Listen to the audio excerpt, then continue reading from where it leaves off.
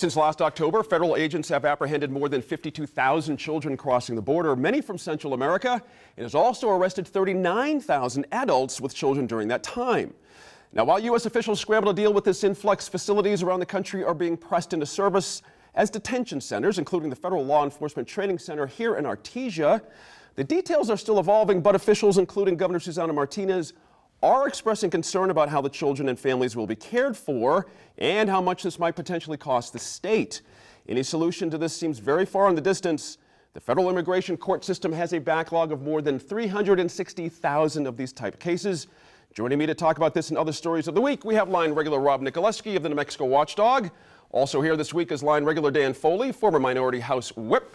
Another line regular joining us this week, attorney Sophie Martin, and we round out the table with regular Laura Sanchez-Rive of Sanchez Legal Solutions. Rob, you've done some great coverage on this, and as we tape here, we could potentially see some folks starting to come in either today or Friday as it happens. I appreciated some of the facts of the matter in your reporting. Who is coming in this first wave and who is not? They're going to be families. Mm-hmm. There will be no unaccompanied children. They say these are going to be low security people, so they don't plan on having any gangbangers. Right. There'll be males there from age 17 and under, okay, as well as females accompanied by their mothers. Mm-hmm. There's going to be up to 700 people by the time this facility gets going. Mm. They plan to either open it up either Thursday or as early as Friday of this week, mm-hmm, but only with about 50 people. Okay. Eventually they'll ramp up to about 700. There's going to be about 20 dormitory buildings there for the 700 people. But as you mentioned, there's a lot of questions. Mm-hmm. And Sophie, the good news, I guess, mm-hmm, in this is from this facility that Rob's describing, it's not like some of the news reports we've seen with children sleeping on the floor. It looked like in an animal shelter or something. No, and those mm-hmm, images, I think, have been very disturbing. I agree. Very upsetting to the American public. And I think that they put a real human element in front of U.S. citizens who are starting to ask questions about what is going on down in Central America to cause children to take incredibly dangerous journeys up to this country. We've seen photos of children riding on the tops of trains coming into the U.S. These are images we really haven't seen before. It's a population that we don't really associate with undocumented immigrants, and they're coming by themselves. It really is, I think, a humanitarian crisis for the region, for the country, and something that the government is just starting to wrap its arms around. Interesting point there, Laura Sanchez-Rive, because Vice President Biden did go to Guatemala last week and say, look, whatever rumor that has been spreading down here that if a child arrives here, there's going to be a free pass, or a mom with a child, it's just not going to happen. But I guess to Sophie's point, there's a reason these children are coming. And doesn't it seem, do we not have a role in sort of stemming that tide at its origin, instead of just dealing with it on the back end? Right. Well, I think we have a role in multiple layers here, mm-hmm, to deal with. And I think there's, it's been described as both a push and a pull to the U.S. Mm-hmm. for these children and for these families.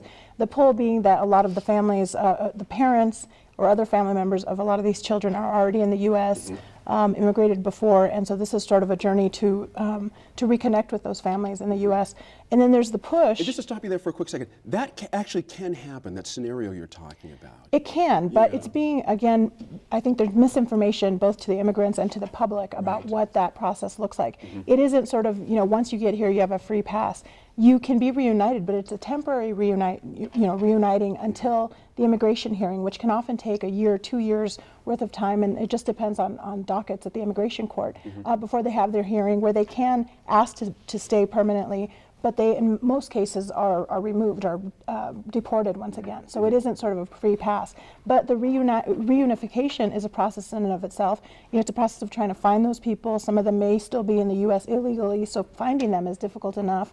Right. Reconnecting with some of those family members can take time. So it's creating this crisis where in the last 9 months we've seen just a huge surge of Central American children migrating into the U.S. Interesting. Dan, let's bring it right here, local Artesia.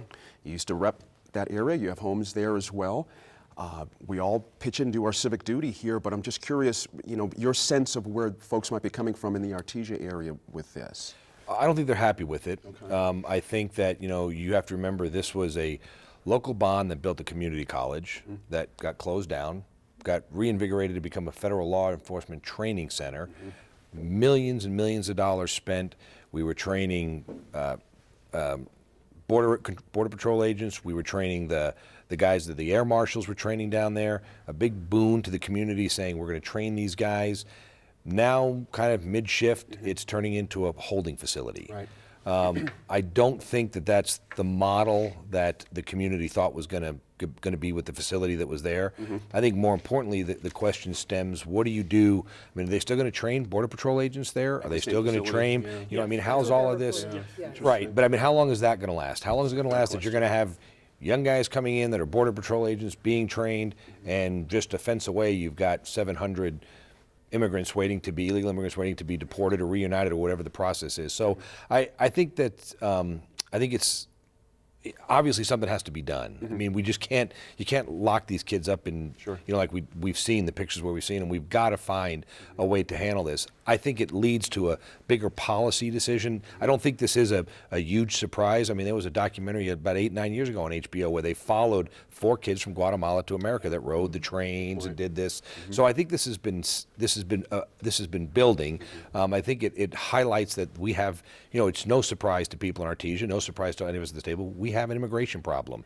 We've got to figure something out. We are sending mixed messages, and the problem is just people are coming. Things are getting worse, and they're trying to find ways to get to a better life. Sure, Rob, you know, it's interesting. Let's get to the policy stuff that Dan mentions, because that is part of it. Well, let me back up a quick sec. Talk about local costs. The governor made a good, interesting point about she's concerned, because this happens. The feds show up, they do all this stuff, and locals end up with a big nut at the end of the day financially. Right. Go ahead. Well, I talked to Governor Martinez about it, and she said this is a federal operation, so all the money that's incurred should be paid by the federal government. But at the same time, if something happens, we're not going to just drop the ball and leave kids to their own devices.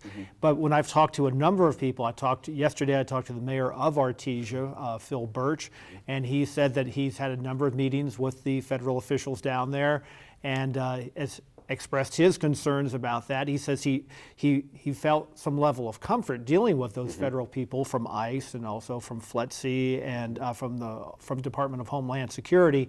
But at the same time, he, as well as other people, the mayor of Roswell as well, that they're concerned that even though the feds have said we're going to keep this open from 6 to 12 months, that's the plan. Right.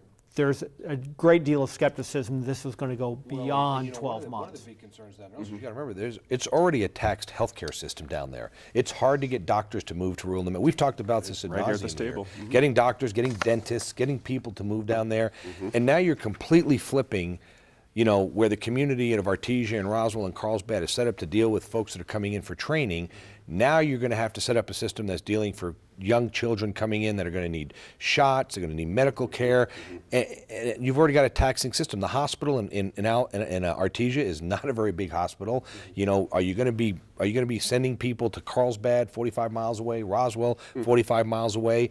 You don't have a major airport. You can fly into Roswell from Dallas.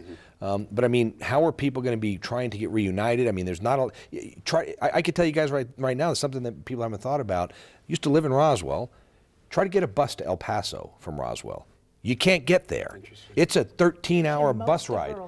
Right. So I mean, so how are folks going to get there that are trying to, you know, if there's family members, the hotel system in Artesia, there's 3 hotels in Artesia. I mean, and they're booked all the time with the oil and gas stuff. So I mean, there's so many things out there. That's another thing that I don't think the feds are looking at, that when the governor and the mayor say, well, the feds are going to take care of this, what's going to happen when the hospital is full? Are the feds going to step in, or is the governor or the city and the county? Given all that, what's our civic obligation here? Those are legitimate points. I think Dan brings up a really important issues that I think speak to how long this process will take. Right. And I think it makes sense to look at this with some skepticism as far as the 6 to 12 month timeline, because logistically it is a very rural area. I think anybody who's lived in rural New Mexico understands that there are those kinds of logistic issues, and especially when you're talking about the huge numbers that are involved. This is probably a much longer timeline than 6 months to a year. That's right. And I think also just connecting people up to the right resources, because I mean, the kids who get reunited, let's say with families who already live here, Yeah. their path to citizenship or even going through the immigration court, if they hope to try to have a chance of staying here legally, they have to find an attorney to represent them, which is really difficult and time consuming and expensive. So I think all of that speaks to just how long this process could take. Wow, interesting. Coming up, we talk downtown revitalization and walkable cities.